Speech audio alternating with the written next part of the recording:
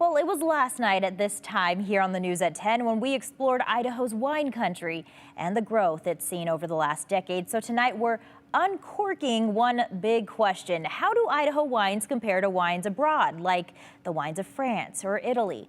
I reached out to an expert to find out. This is a familiar sight for so many people.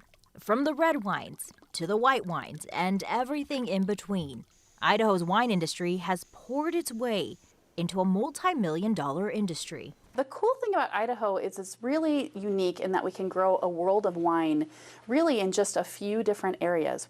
Catherine House McClaskey is the Director of Education for Hayden Beverage and the founder of House of Wine, a wine education laboratory that teaches people about their palates, wines, and how to find wines they love. Catherine holds different trainings and consumer events and even certifies sommeliers. But if you just take the region of Bordeaux, for example, it takes up this small area here, but as you start to blow that up and you look at it, these are all the different subregions that you're going to find actually in Bordeaux. So when we talk about wine and we talk about how does one taste different than the other, it can be really challenging because there's so many different regions. So how does our region vary from France?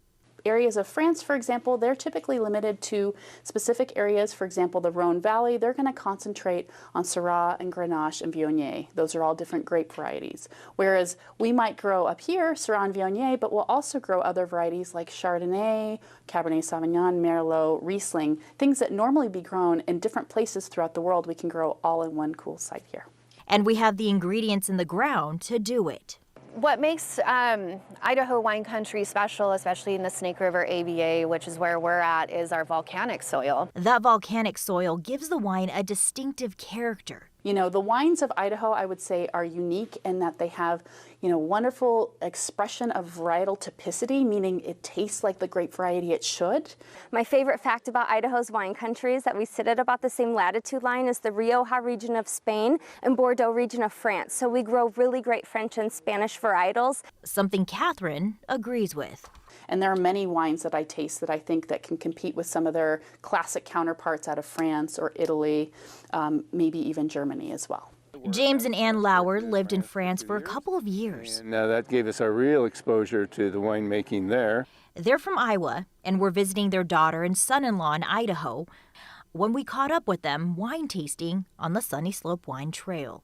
Huckleberry is very popular here, not where we come from.